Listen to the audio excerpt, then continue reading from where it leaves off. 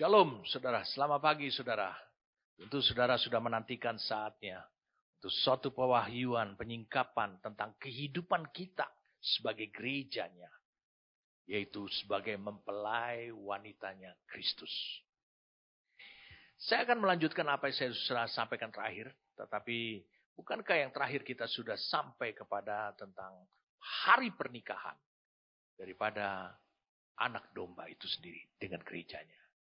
Tapi saya di sesi-sesi ini sampai berapa sesi ke depan saya akan membagikan sesuatu supaya memperjelas bahkan mempertegas sehingga saudara jangan salah tafsir, salah pengertian.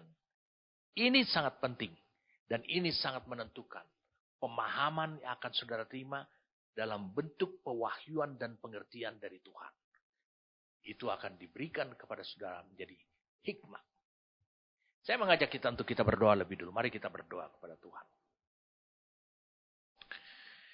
Terima kasih karena Tuhanlah yang menyingkapkan seluruh misteri.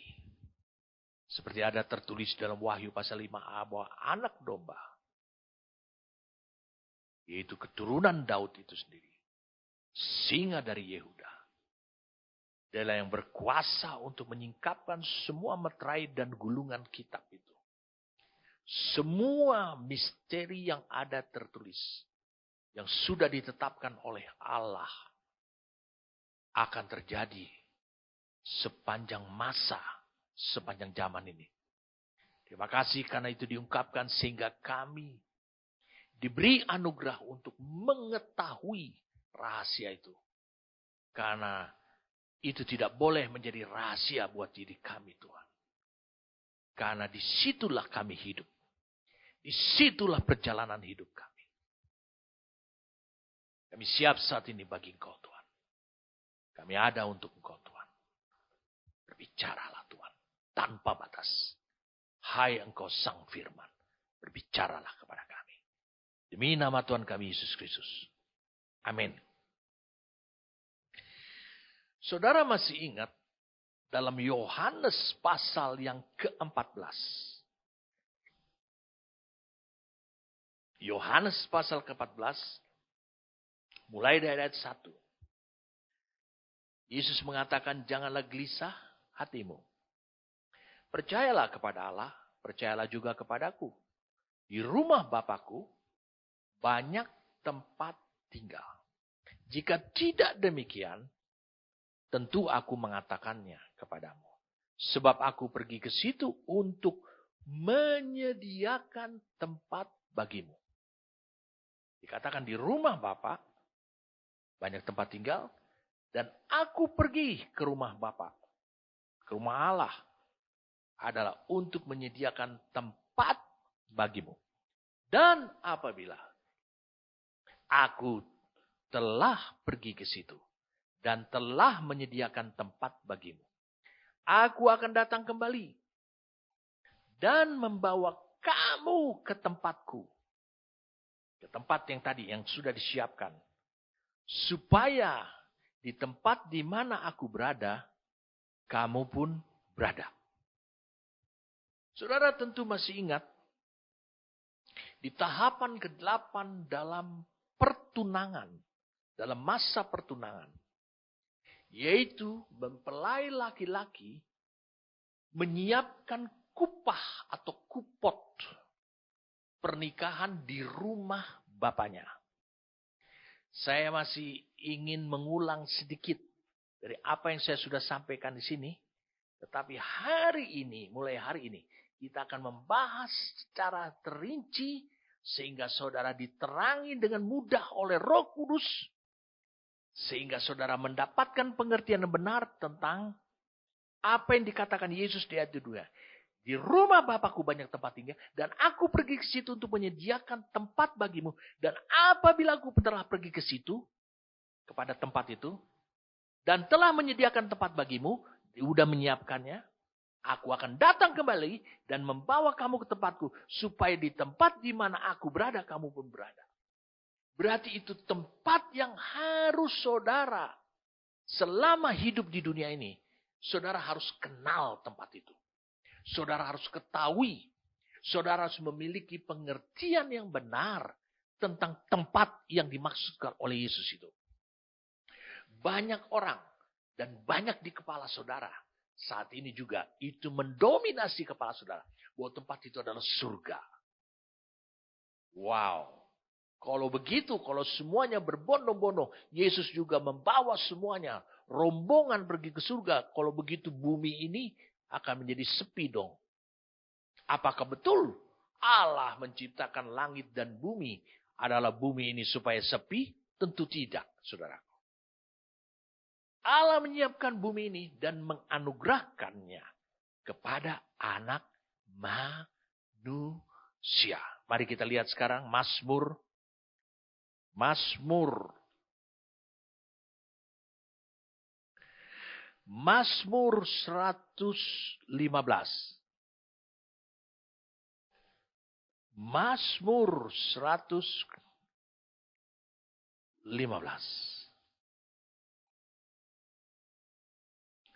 Ayatnya yang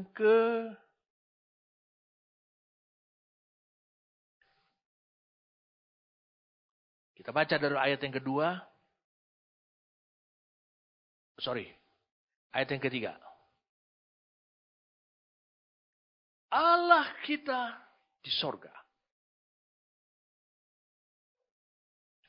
Ia melakukan apa yang dikehendakinya. Di sini Allah kita yang di sorga. Ya. Dia melakukan apa yang dikehendakinya. Allah berarti berdiam di sorga. Tapi kalau engkau tahu, sorga disebutkan dengan kata langit. Mari sekarang kita lihat ayat yang ke-16.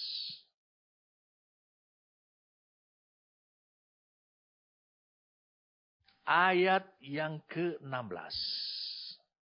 Ya. Perhatikan baik-baik. Langit itu, langit kepunyaan Tuhan. Dan bumi itu telah diberikannya kepada anak-anak manusia. Kalau Tuhan punya program bahwa bumi ini akan dikosongkan oleh Dia, semuanya berbondong-bondong ke surga, ternyata menurut King James Version, menurut bahasa Ibraninya, di sini dikatakan adalah langit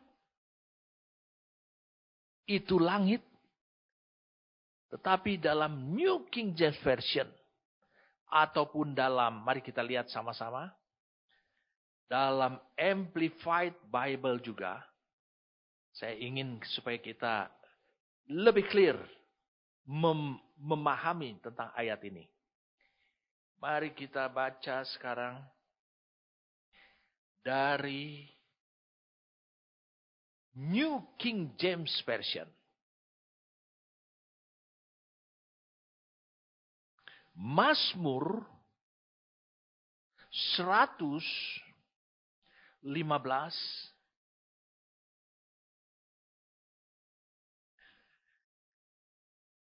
Kita baca ayat yang kedua, ayat yang ketiga. But our God is in heaven. Tapi kalau di ayat ini, jadi Tuhan kita, Allah kita berdiam di surga. He does whatever he please. Dia melakukan apa yang dia berkenan melakukannya. Tetapi di ayat 16-nya, dikatakan adalah dalam Amplified Classic Bible, the heavens are the Lord's heavens. Jadi langit adalah milik Tuhan. But the earth has He given to the children of man. Tetapi bumi diberikan kepada anak manusia. Kalau engkau baca dalam New King James Version, mari kita lihat sama-sama. Dalam New King James Version. Mari kita lihat. Ayat ini berbunyi demikian. Ayat 16.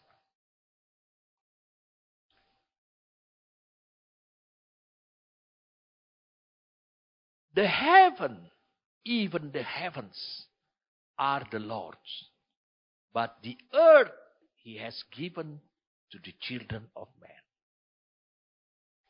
Dalam New King James Version dikatakan langit, bahkan langit mengatasi segala langit adalah milik Tuhan. Berarti ada langit, Tuhan menciptakan langit dan bumi, semua langit dan bumi. Langit ini terbagi lagi, ada lagi langit mengatasi segala langit. Saudara bisa cari di Alkitab, banyak sekali ayatnya. Langit mengatasi segala langit. Lalu kemudian dikatakan, but the earth he has given to the children of men. Tetapi bumi telah, dikatakan bukan akan, telah diberikan kepada anak-anak manusia. Nah, di sini saya akan bekerja sama dengan Roh Kudus supaya memberikan pengertian kepada saudara. Pemahaman yang jelas kepada saudara tentang apa yang dikatakan oleh Yesus kepada murid-muridnya dalam tradisi Israel kuno mengenai pertunangan dan pernikahan. Dia mengutip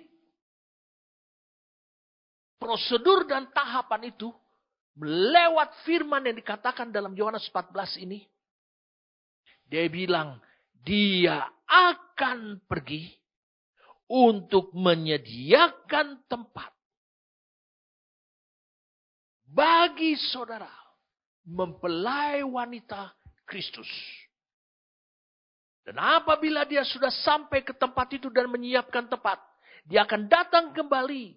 Jadi seperti inilah prosedur daripada pernikahan tradisi Israel kuno, lalu membawanya ke tempat yang dia sudah siapkan itu. Perhatikan baik-baik.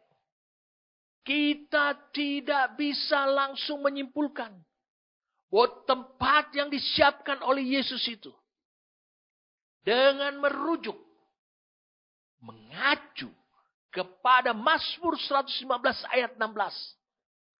Bahwa langit, bahkan langit mengatasi segala langit adalah milik kepunyaan Tuhan. Dan Tuhan bertahta di sana, di langit dia mengatasi segala langit. Atau langit di atas segala langit. Tuhan bertahta di sana, tetapi bumi dia berikan kepada anak manusia. Kepada manusia. Saudara dan saya. Kita harus bisa memahami Yohanes 14 ini. Hubungan kita dengan Kristus. Dia sedang menyiapkan suatu tempat. Tentu kita langsung bisa menyimpulkan bahwa tempat ini bukan lagi surga.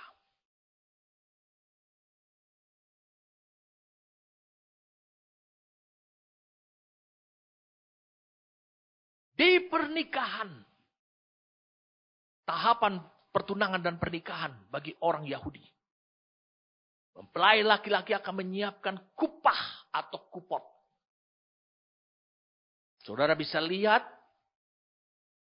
pada tayangan ini. Saya ulangi, pada tayangan gambar ini.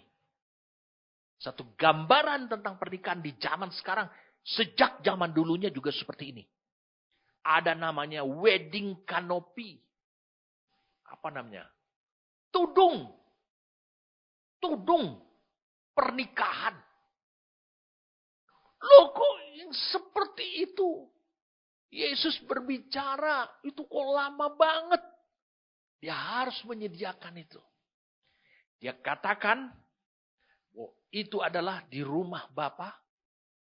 Berarti itu dari di rumah Bapa banyak tempat. Berarti ada dong kehadiran Bapa. Nah, Saudara bisa lihat di sini. Yesus mengatakan, aku pergi ke situ. Ini bagian daripada persiapan dia. Aku pergi kepada Bapa. Melalui jalan kematian, kebangkitan, kenaikan, dia sampai kepada Bapa. Makanya Yesus menyediakan tempat wedding canopy ini. Yang sekarang saudara pahami. Bahwa itu bukanlah sorga.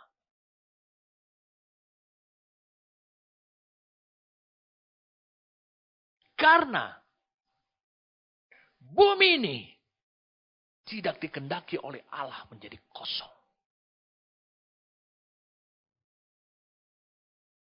Karena Allah telah mengatakan, dia telah menyerahkan, menganugerahkan bumi ini kepada manusia.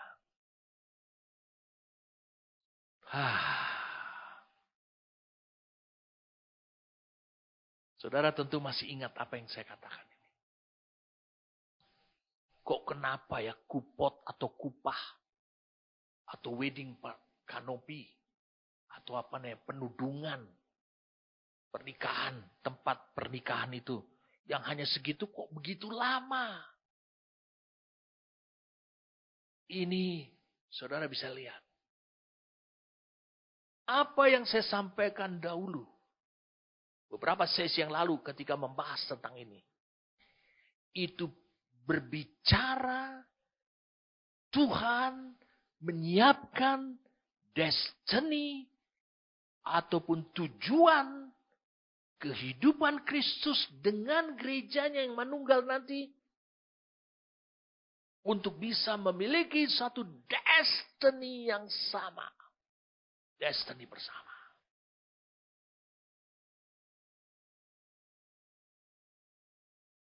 Dan terwujud destiny itu.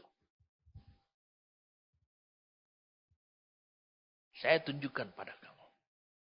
Kita baca siapa pribadi Kristus di sini. Kita baca ayat 4, dan kemana aku pergi? Kamu tahu jalan ke situ. Berarti Yesus menunjukkan jalan. Menuju ke tempat itu. Kata Thomas kepadanya, Tuhan kami tidak tahu kemana engkau pergi. Jadi bagaimana kami tahu jalan ke situ? Berbicara tentang jalan. Yesus mengatakan begini. Kata Yesus kepadanya, akulah jalan, akulah kebenaran, dan akulah kehidupan. Perhatikan, akulah jalan dan kebenaran dan kehidupan.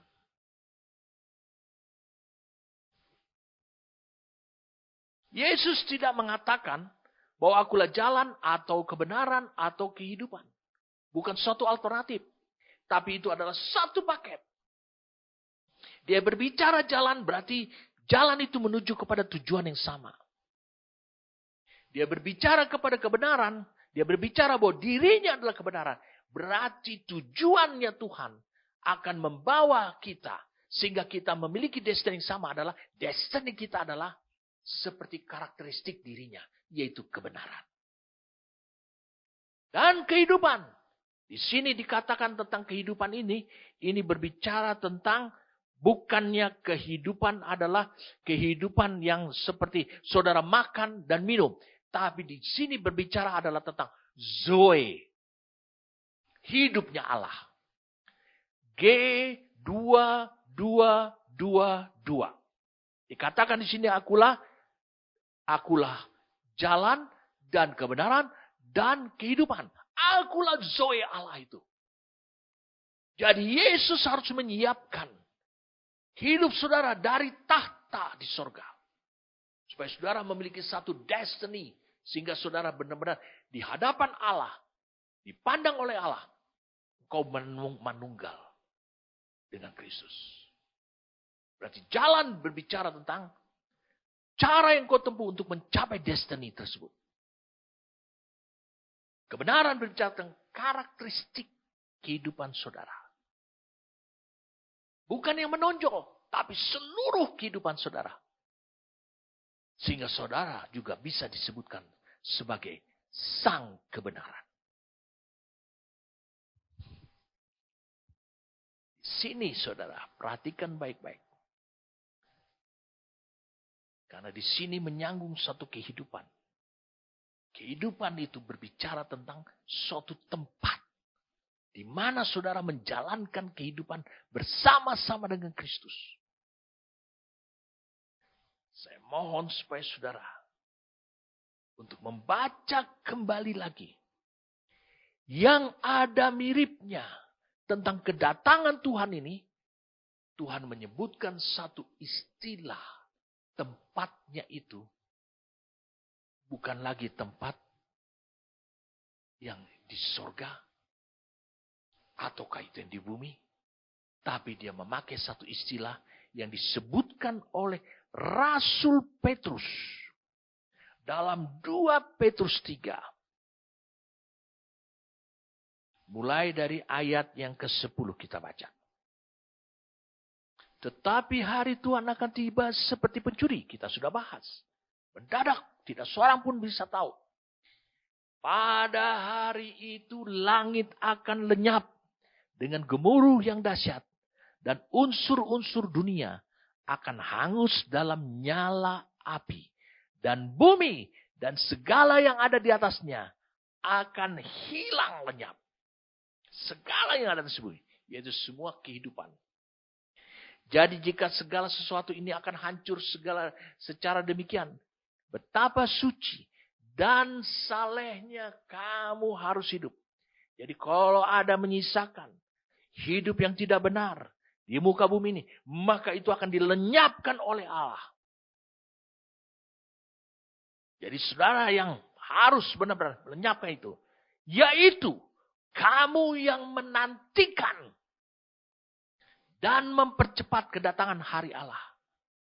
Pada hari itu dikatakan apa? Langit akan binasa. Saya ulangi. Dalam api dan unsur-unsur dunia akan hancur karena nyalanya. Perhatikan ayat yang ke-13 ini. Tetapi sesuai dengan janjinya, kita menantikan langit yang baru dan bumi yang baru, di mana terdapat ataupun tinggal hanya kebenaran saja. Saudara bisa melihat tindakan yang apa yang dilakukan oleh Allah. Dia katakan unsur-unsur dunia itu bukan bicara tentang bumi yang akan dihancurkan. Kemudian dia berbicara tentang betapa suci dan salehnya kamu harus hidup. Karena segala yang hidup di atas bumi ini akan dihancurkan oleh Tuhan. Yaitu segala unsur-unsur yang tidak memiliki kesucian, kesalehan, itu akan segera diganti dengan kebenaran. Dan akhirnya, kalau itu sudah terwujud, maka kehidupan di bawah kolong langit ini, di atas bumi yang sama, itu disebutkan adalah kehidupan, adalah langit yang baru, bumi yang baru, di mana terdapat hanya kebenaran saja.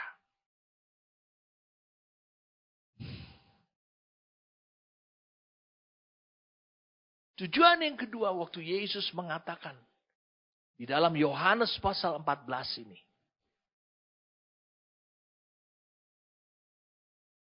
Aku pergi ke situ. Saya sudah jelaskan. Bicara tentang kematian, kebangkitannya, kenaikannya. Dan dia akan kembali lagi. Dia berbicara tentang dia kembali lagi ke bumi ini. Mengapa Kristus harus kembali lagi ke bumi ini? Menjemput saudara. Bukankah dia sudah menyiapkan kehidupan di bumi ini? Dari tatanya di sorga. Mengapa ada kata menjemput? Adalah melayakkan saudara untuk hidup kepada tempat di mana dia sudah siapkan, di mana sudah hanya akan terdapat kebenaran saja. Itu sebabnya yang ketiga dikatakan, aku akan datang kembali membawa kamu ke tempatku. Supaya di tempat di mana aku berada, kamu pun berada. Ini berbicara tentang Kristus manunggal dengan kehidupan saudara. Nah, saya ingin memulainya ini dengan beberapa pemikiran yang secara logika, nggak usah saudara berpikir tentang pemikiran-pemikiran ini adalah tentang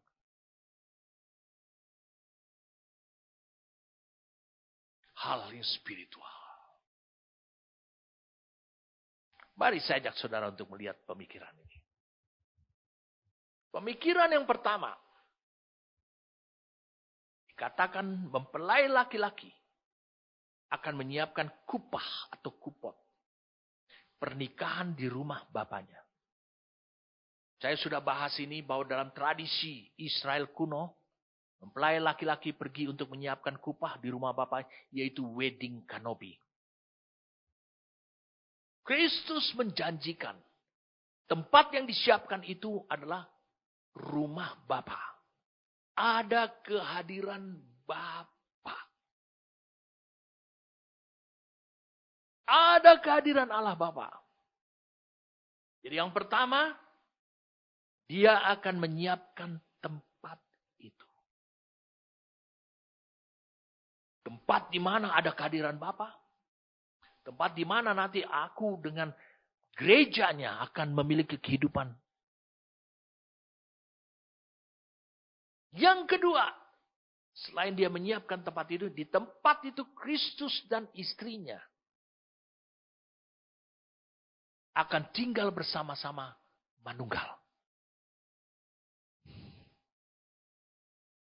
Dan yang ketiga,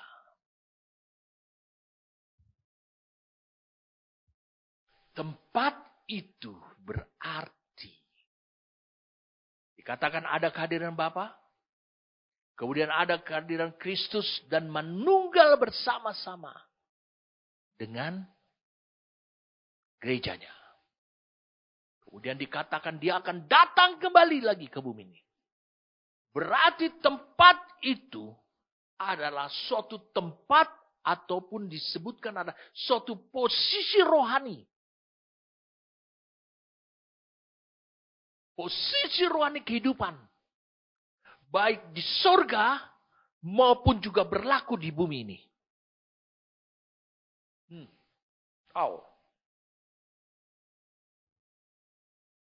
Wow, ini suatu tempat yang luar biasa. Ini tiga hal ini menjadi karakteristik tempat yang disiapkan oleh Kristus. Saat dia duduk di atas tahta sampai hari ini. Sampai dia datang kembali ke dunia ini. Bahkan dikatakan oleh dia. Dia rindu untuk minum lagi dari hasil pokok anggur dari dunia ini. Dari bumi ini. Berarti dia akan mau menikmati kehidupan yang berbeda. Ketika dia pergi ke surga dari dunia ini. Dari bumi ini. Dan ketika dia kembali. Dia ingin menikmati kembali lagi. Tetapi dia juga ingin hidup dalam situasi, dalam kondisi yang berbeda. Mengapa? Karena dia sudah menyiapkan bahwa bumi ini hanya akan berisi ataupun yang berkehidupan kebenaran saja yang didapati.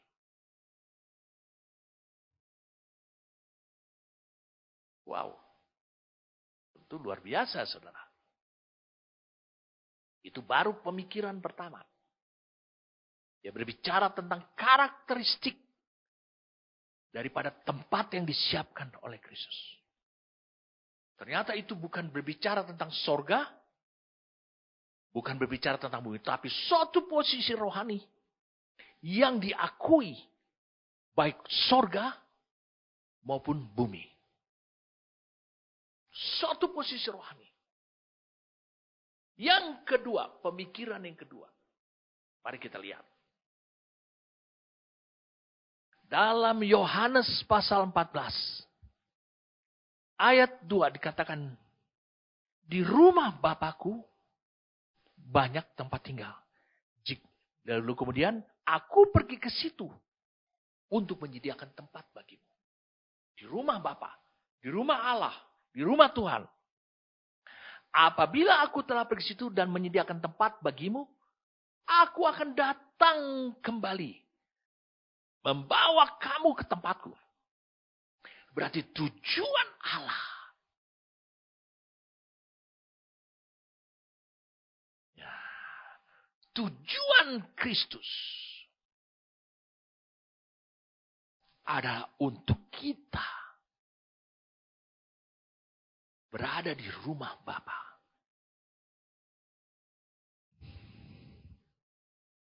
Ini rencana Tuhan sejak awal. Mari kita lihat sekarang. Ayat yang rada mirip. Upaya Tuhan. Supaya kita kembali lagi ke rumah Bapa. Dia siapkan. Dia siapkan kita biar kita sampai kepada posisi rohani itu. Di mana di rumah Bapa ada kehadiran Bapa. Mari kita lihat. Mazmur 23. Mulai dari ayat yang pertama.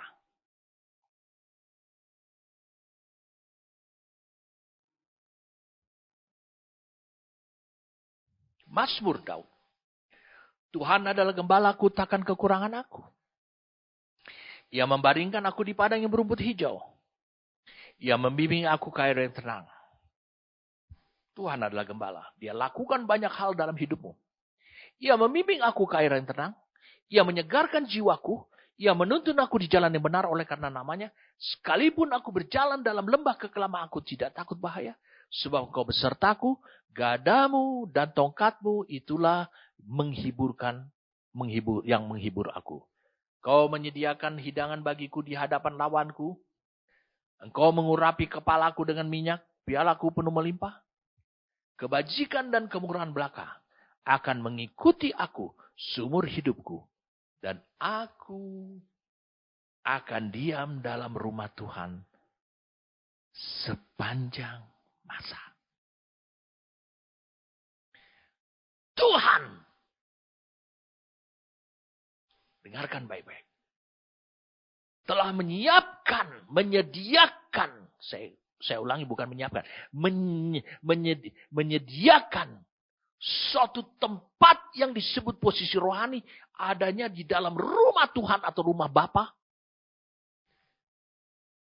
Dan itu adalah suatu posisi rohani di mana saudara akan terus mengalami pekerjaan Tuhan sebagai gembala. Dilakukan supaya engkau layak berada di tempat itu. Dan diakui sebagai anak. Di ayat yang ke-6 ini. Dan aku akan diam. Kalau bahasa King James Version, and I will dwell. Aku akan tinggal. Itu sebenarnya digunakan kata yasat. H3427. H3427. Ternyata arti kata yasab ini bukan hanya tinggal begitu saja. Dalam pengertiannya orang Ibrani, kata yasab ini diberikan pemahaman, diucapkan bukan hanya untuk menunjuk pada suatu tempat tinggal.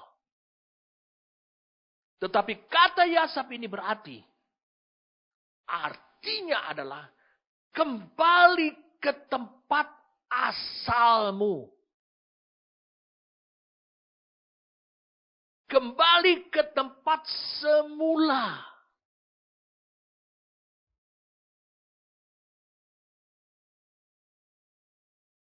Wah, saudara sudah sampai nih. Dianugerahi suatu pewahyuan. Saya ulangi, suatu pewahyuan. Tuhan melakukan. Dia menyiapkan tempat. Dia menyiapkan suatu posisi rohani. Dia menyiapkan hidup saudara. Dia lakukan itu di Mazmur 23. Ayat yang ke-6.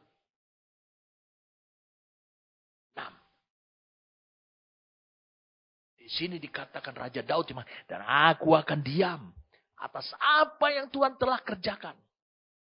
Bukankah ini yang Tuhan lakukan? Jadi pemikiran kedua ini yang Tuhan kerjakan selama dia duduk di atas tahta. Dia seperti seorang gembala. Saudara adalah dombanya. Menyiapkan saudara melakukan banyak hal dalam hidup saudara. Sebenarnya karena dia telah menyediakan tempat untuk saudara. Dan saya mau katakan ini. Pertanyaan saya kepada saudara. Ini sangat benar betul-betul pertanyaan yang tajam. Kalau Mazmur 23 ayat 6 mengatakan. Dan aku akan kembali atau diam ke tempat asalnya atau tempat semula dalam rumah Tuhan. Dikatakan sepanjang masa dalam kekekalan.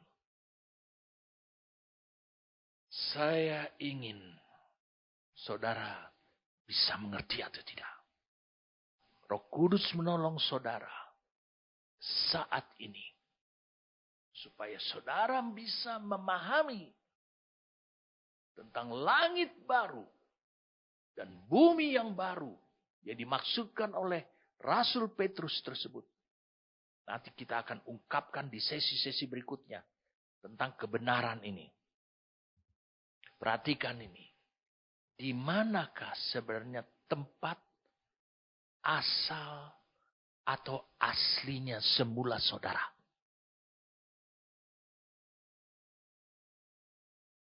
Saya merasakan. Sebagian ada yang mengatakan adalah sorga. Sebagian lagi mengatakan adalah pada Tuhan sendiri. Saya sudah bagikan Mazmur 115. Saya ulangi. Saya sudah bagikan kepada saudara adalah Mazmur 115. Ayat 16 dikatakan bahwa langit itu kepunyaannya Tuhan. Tapi bumi telah diberikan. Dikatakan telah diberikan kepada anak manusia. Telah diberikan untuk manusia. Saya bertanya lagi. Kalau begitu, yasabnya saudara. Kembali ke tempat asalnya saudara. Turn back. Yaitu disebut adalah rumah Tuhan atau rumah Bapa. Berarti upaya Yesus ini melakukan menyediakan tempat itu adalah supaya saudara bisa kembali ke tempat asalnya. Pertanyaan saya, tempat asal saudara itu apa namanya? Tentu tidak boleh bertentangan dengan Mazmur 115 ayat 16. Tentu tidak boleh bertentangan dengan Mazmur 115 ayat yang kedua dan ketiga. Tentu tidak boleh bertentangan. Tentu tidak boleh bertentangan. Dan harus engkau pahami kata-kata Yesus ini dimaksudkan apa? Mari saudara bisa lihat. Tempat aslinya saudara. Asal mulanya saudara. Saya katakan tempat. Di situ adalah suatu posisi rohani. Di mana ada kehadiran Bapa.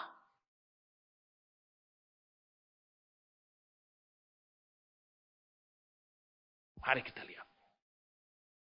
Supaya saudara kenal tempat asalnya saudara ini. Apa namanya? Mari kita buka Kejadian pasal yang kedua.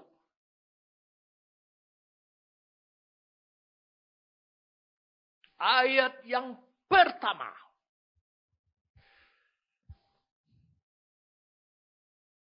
Demikianlah diselesaikan langit dan bumi dan segala isinya. Bukankah menurut Mazmur 115 ayat 16 bahwa langit dan bumi ini dengan segala isinya, isi yang di bumi ini diberikan kepada anak manusia, kepada manusia. Mari kita baca sekarang ayat yang keempat. Demikianlah riwayat langit dan bumi pada waktu diciptakan. Ketika Tuhan Allah menjadikan bumi dan langit. Bumi dan langit. Belum ada semak apapun. Jadi bumi dan langit yang diciptakan oleh Allah. Dia berbicara di ayat 5-nya. Belum ada semak apapun di bumi. Belum ada. Itu berbicara adalah bumi dan langit. Itu berbicara satu paket kehidupan. Bumi dan langit. Kemudian dikatakan sebab Tuhan Allah belum menurunkan hujan ke bumi. Dan belum ada orang untuk mengusahakan tanah itu. Lihat ayat 7. Ketika itulah Tuhan Allah membentuk manusia itu. Mulai manusia yang pertama. Mulai ada. Lihat. Membentuk manusia itu dari debu tanah dan menghembuskan nafas hidup ke dalam hidungnya. Demikianlah manusia itu menjadi makhluk yang hidup. Lihat ayat yang ke-8. Ini merupakan pewahyuan daripada roh Tuhan. Selanjutnya Tuhan Allah membuat taman di Eden di sebelah timur. Itu menunjukkan dia ada di bumi. Allah membuatnya. Bukankah bumi dan langit sudah diciptakan? Satu paket ini telah diciptakan oleh Allah. Lalu kemudian Allah masih membuat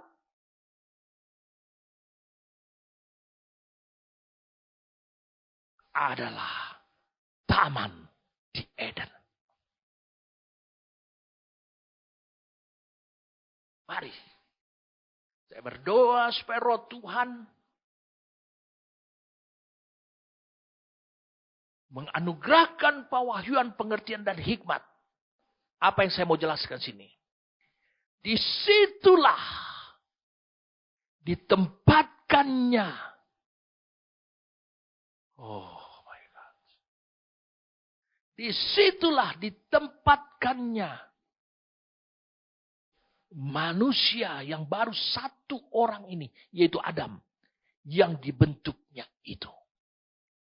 Jadi Allah menempatkan manusia itu di tempat yang pertama, merupakan penempatan dari Allah. Itu adalah Taman Eden. Itu adalah tempat asal saudara. Tempat semula saudara. Bukankah iblis berhasil membuat manusia keluarnya bukan dari bumi, tapi dari Eden. Dari tempat asal saudara.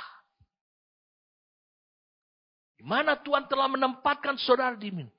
Bukankah Taman Eden itu adalah suatu kehidupan yang dipengaruhi oleh kondisi manusia yang belum jatuh dalam dosa. Sehingga Allah senantiasa bisa hadir di Taman Eden itu. Berkomunikasi dengan manusia. Jadi Taman Eden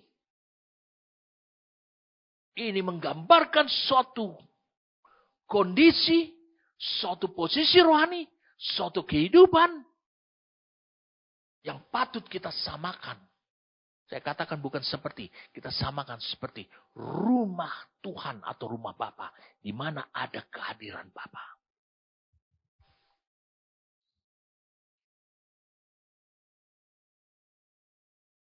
Wah, dahsyat saudara. Saya mau tunjukkan pada saudara, di Taman Eden ini ada 3 jenis pohon. Pohon pengetahuan yang baik dan yang jahat. Pohon kehidupan. Dan pohon yang baik. Dijadikan makanan oleh manusia. Yang sama yang tumbuh juga di bumi. Eden adalah bagian daripada bumi. Tapi itu adalah tempat yang ditunjuk untuk tempat tinggal selama-lamanya buat manusia yang belum jatuh pada dosa pada waktu itu.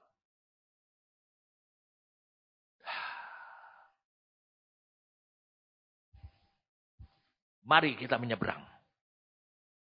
Kita lihat sekarang. Iblis berhasil membuat manusia keluar dari tempat asalnya. Yang telah ditempatkan Tuhan. Dengan menggodanya sehingga berdosa. Lihat. Kita baca sekarang Kejadian 3. Kejadian 3 ayat 23. Lalu Tuhan Allah mengusir dia dari Taman Eden. Supaya ia mengusahakan tanah dari mana ia diambil. Ia menghalau manusia itu. Dan di sebelah timur Taman Eden ditempatkannya lah beberapa kerub dengan pedang yang bernyala-nyala. Dan menyambar-nyambar untuk menjaga jalan ke pohon kehidupan.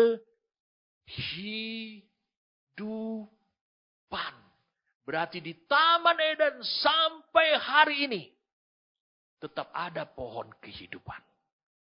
Tapi manusia dicegah. Tidak mengetahui jalan. Terblok jalannya. Upayanya terhalang. Untuk bisa menjangkau pohon kehidupan yang ada di Taman Eden itu. Saya ingin saudara-saudara kembali kepada melihat apa yang Rasul Paulus tulis. Lihat di Kejadian 3 ayat 23-24 ini. Iblis berhasil mencobai manusia. Manusia tergoda. Jatuh dalam dosa. Berhasil. Siapa yang mengusir manusia dari tempat asalnya? Bukan iblis. Iblis yang menjadikannya demikian. Tetapi Allah yang mengusirnya. Karena tidak layak. Nah, perhatikan ini.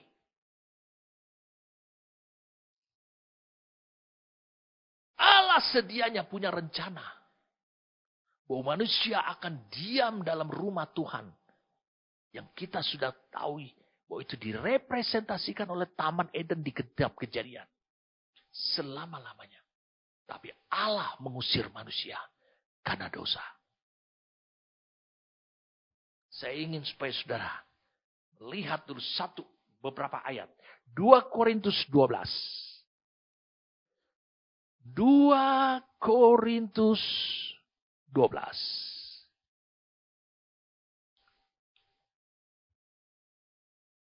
Mulai dari ayatnya juga. Ayat yang ke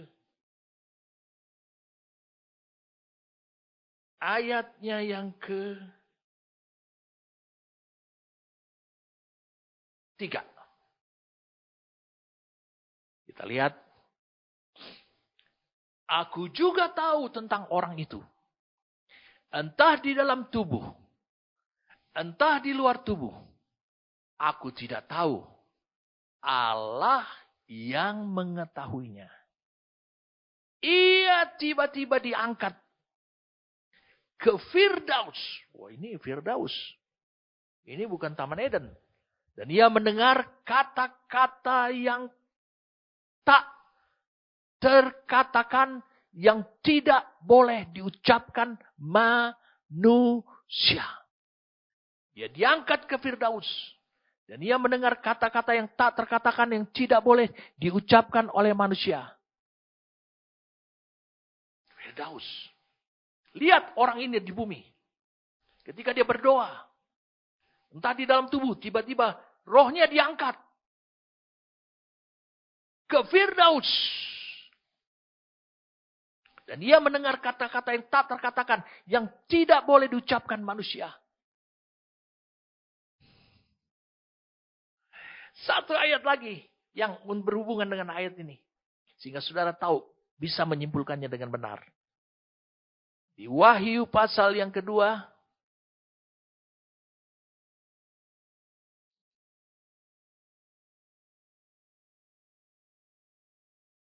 Ayat 7.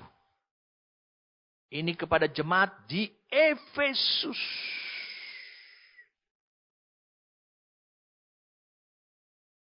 Ayat yang 7. Lihat tadi Paulus mengatakan dirinya. Dia berdoa kepada Allah. Entah di dalam tubuh. Entah di luar tubuh. Taruh. Hanya Allah yang tahu. Allah yang tahu dia sampai ke Firdaus. Bukan ke Eden. Sekarang kita akan menemukan.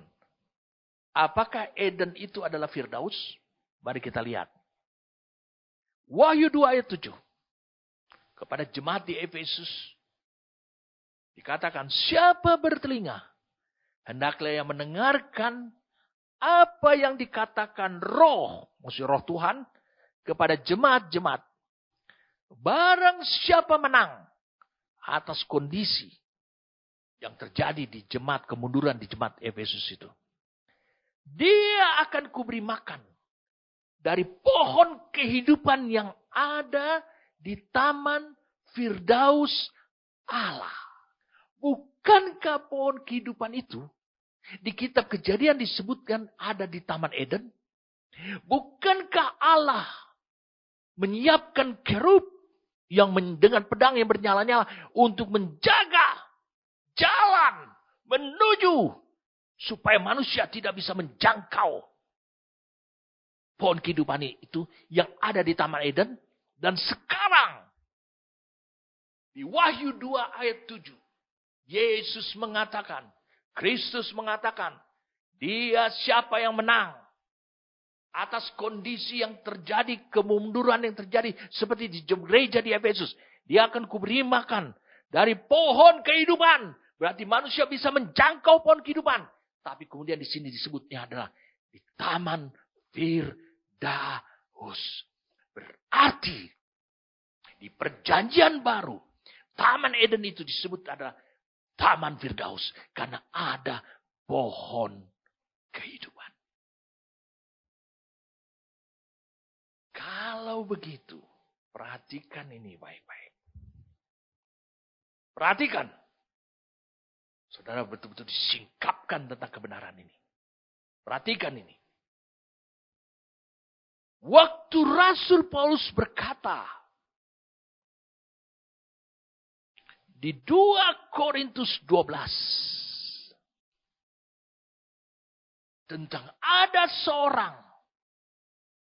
di dalam tubuh tapi dia belum mati. Maupun di luar tubuh mungkin rohnya. Tetapi dia belum mati. Dia masih ada di bumi ini. Saya ulangi. Dia masih ada di bumi ini. Ketika dia berdoa. Dia diangkat ke Firdaus.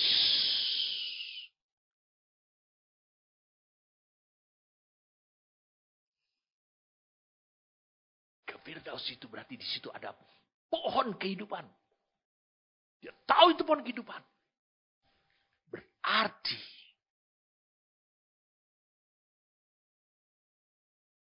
Firdaus atau Taman Eden itu bisa diakses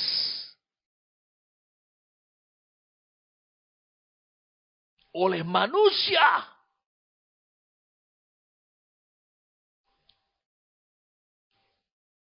yang ada di dunia ini, di dalam tubuh ini, bisa engkau akses. Berarti itu berbicara tentang Taman Eden atau Firdaus itu. Menurut 2 Korintus 12 ayat 3 dan 4. Wahyu 2 ayat 7. Berarti Taman Eden atau Firdaus itu adalah alamnya Allah. Saya ulangi sekali lagi. Alamnya Allah di bumi ini. Karena apa? Di Taman Eden sebelum manusia jatuh dalam dosa, manusia bisa berbicara. Ada kehadiran Allah. Manusia diusir dari Taman Eden. Alamnya Allah tetap ada. Wow. Itu pemikiran yang kedua. Ingat, Allah sudah punya ketetapan. Bumi ini diberikan kepada anak-anak manusia. Kepada saudara. Bumi ini. Sebelum saya mengakhiri. Mari kita lihat pemikiran yang ketiga. Pemikiran yang ketiga. Tadi pemikiran pertama, karakteristik tempat yang disiapkan oleh Kristus saat dia ditata sampai kedatangan ke dunia ini. Tempat itu di mana? Dia menyiapkan tempat. Ada suatu tempat yang disiapkan. Di mana ada kehadiran Bapa. Di mana di tempat itu ada kehidupan bersama. Secara manunggal antara Kristus dengan gereja. Dan tempat kehidupan itu berarti berbicara tentang suatu posisi rohani. Lalu kemudian di pemikiran kedua. Berarti tempat itu adalah tempat asal mulanya kita. Itu adalah tempat di mana digunakan perjanjian lama dengan bahasa Taman Eden. Perjanjian baru adalah Firdaus. Perjanjian lama dan perjanjian baru menggunakan itu adalah rumah Bapa, ada kehadiran Bapa. Tapi kita memakai suatu istilah yang bisa berdamai, kompromi, kesepakatan antara perjanjian lama dan perjanjian baru. Taman Eden atau Firdaus itu adalah alamnya Allah. Alamnya Allah di bumi ini.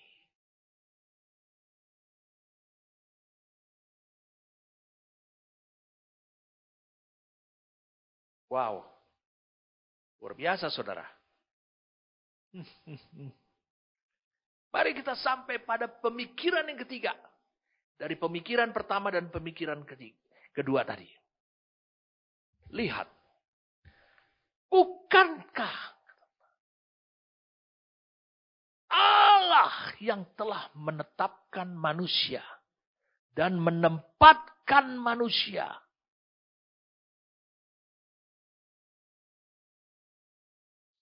untuk tinggal di Taman Eden, rumah Tuhan. Itu adalah tempat aslinya saudara. Itu adalah tempat asal mulanya saudara. Tempat semula saudara berada. Lihat pemikiran ketiga ini. Gunakan logika. Gak usah gunakan rohmu. Gunakan logika.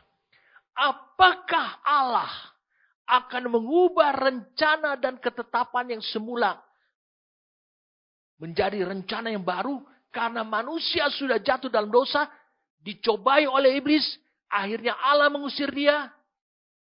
Berarti Kejadian 2 ayat 8, Tuhan Allah membuat taman di Eden, di sebelah di situlah ditempatkannya untuk berdiamnya manusia untuk selama-lamanya. Manusia yang dibentuknya itu, apakah Rencana Allah ini berbuah. Karena manusia sudah berubah. Jika rencana Allah ini berubah. Jika demikian, perhatikan ini baik-baik. Maka iblis berhasil mengubah rencana Allah. Sang penciptanya itu.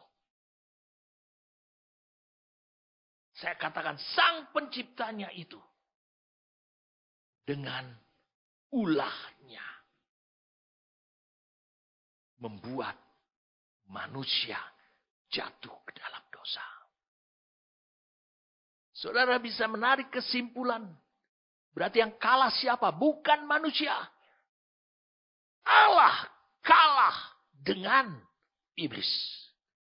Padahal iblis itu adalah makhluk ciptaannya Allah. Berarti rencana Allah. Saya ulangi. Rencana Allah itu berhasil diubah. Berarti iblis berhasil sebagai makhluk ciptaannya Allah. Mengubah rencana Allah. Dengan ulahnya.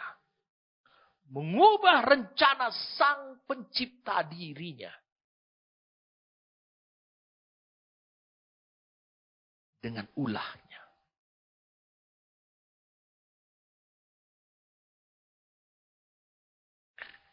Saya ajak saudara untuk bisa melihat beberapa ayat. Mari kita lihat. Betulkah yang demikian? Supaya saudara nangkap. Mengapa saudara akan kembali ke tempat semula? Itu upaya Tuhan. Yohanes 14. Saudara diberi julukan. Status hubungan dengan Kristus. Adalah saudara sebagai mempelai wanitanya. Supaya saudara bisa dibawa kembali ke tempat semula. Yang disebut dengan rumah Bapa. Tempat kehadirannya Bapa ada. Mari kita lihat. Mazmur 33.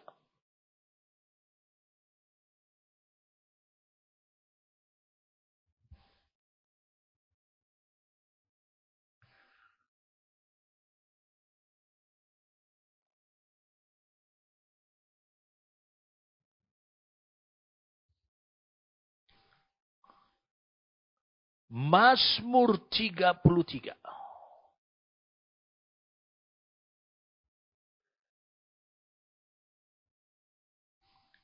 Mulai dari ayat yang ke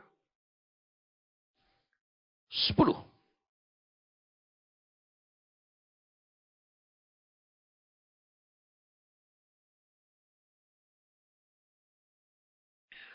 Tuhan menggagalkan rencana bangsa-bangsa. Ia meniadakan rencangan suku-suku bangsa. Tetapi, wow. Tetapi, rencana Tuhan tetap selama-lamanya. Rancangan hatinya turun, temurun. Bukankah ini firman Tuhan? Bukankah ini ketetapan Tuhan? Dia yang sudah merancang. Dia yang sudah berencana di awalnya. Menempatkan manusia di Taman Eden. Untuk hidup selama-lamanya. Dan itu disebut dengan bahasa perjanjian baru. Rumah Tuhan. Perjanjian lama juga. Rumah Bapa. Tuhan sudah punya rencana. Dan apakah dia gagal? Tidak. Manusia keluar hanya sebentar saja. Tetap rancangan dia akan berlaku untuk turun-temurun.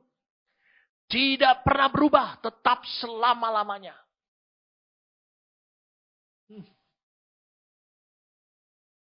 Wow. Ini luar biasa. Lihat saudara. Kita baca sekarang Mazmur 92.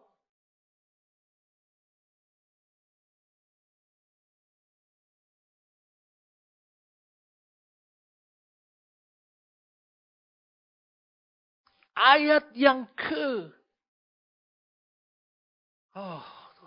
ayat yang ke-6.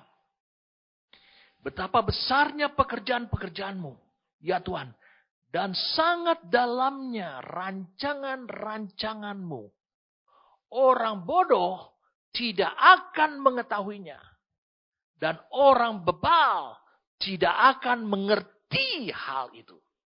Tuhan terus tetap, rancangannya tetap untuk turun-temurun. Tapi kemudian dikatakan di sini, dia punya rencana untuk kembali lagi kepada rancangan semula itu. Dan orang bodoh tidak pernah mengetahuinya. Kemudian ayat yang ke-11. Tetapi, sorry saudara, bukan ini. Mazmur 94. Mazmur 94.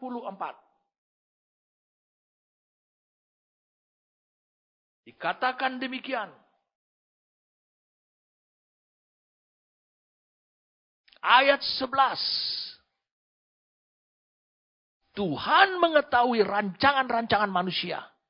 Sesungguhnya semuanya sia-sia belaka. Berarti rancangan Tuhan itu tetap akan terjadi dan terlaksana. Kemudian kita lihat sekarang. Yeremia pasal yang ke-29. Yeremia 29. Lihat. Ayat 11. Sebab aku ini mengetahui. Rancangan-rancangan apa yang ada padaku. Mengenai kamu manusia. Mengenai Israel. Mengenai gerejanya. Mengenai saudara. Demikianlah firman Tuhan. Yaitu rancangan damai sejahtera. Saya ulangi, rancangan damai sejahtera dan bukan rancangan kecelakaan dan bukan rancangan dosa dan bukan rancangan yang akhirnya membuat kesulitan, kegagalan untuk memberikan kepadamu hari depan yang penuh harapan. Hari depan yang penuh harapan. Bukankah kita sudah baca tadi Mazmur 94 ayat 11 bahwa rancangan manusia akan sia-sia belaka. Lihat pemikiran ketiga. Apakah Allah akan mengubah rencananya? Apakah Allah akan mengubah rancangannya yang telah menempatkan manusia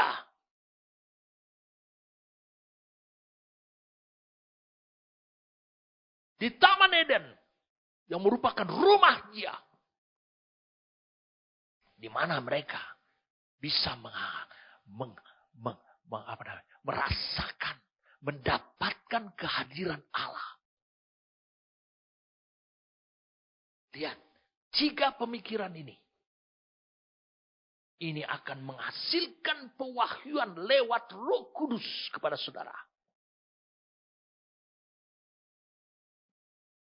Berarti apa yang dikatakan Rasul Petrus, apa yang dikatakan Rasul Paulus, Rasul Yohanes di kitab Wahyu. Wah, tentang tempat yang dimaksudkan oleh Kristus, dia menyiapkan tempat. Apa yang dikatakan oleh Rasul Petrus adalah langit baru dan bumi baru. 2 Petrus 3 ayat yang keempat. Itu adalah langit baru dan bumi yang baru.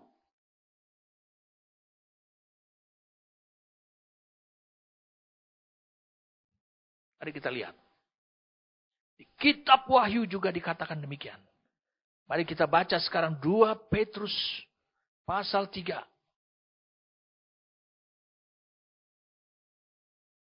Ayat yang ke-13. Sorry, saudara. Ayat 13. Bukan ayat yang keempat. Tetapi sesuai dengan janjinya. Janji Allah. Kita menantikan langit yang baru. Bumi yang baru. Di mana terdapat kebenaran. Mari kita baca sekarang. Wahyu pasal 21.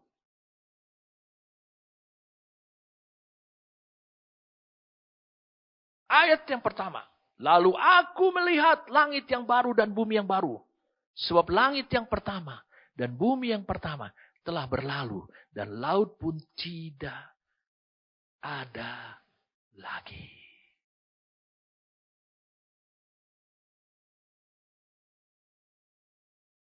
Rasul Yohanes mengatakan. Lalu aku melihat langit baru. Kenapa kata lalu? Yang sebelumnya itu apa? Yang sebelumnya itu. Iblis dibelenggu ke dalam jurang maut. Lalu kemudian bukan hanya itu saja. Iblis dikalahkan. Lalu kemudian bukan itu saja. Kemudian dikatakan iblis dihukum.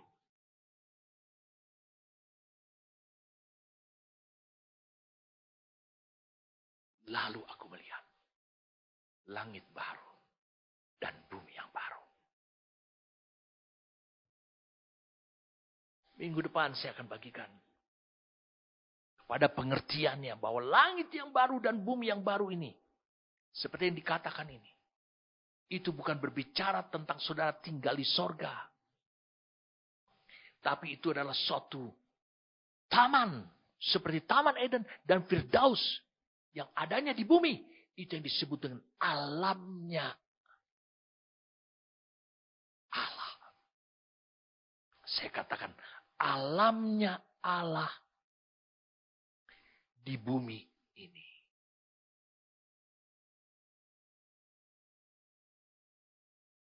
Wow.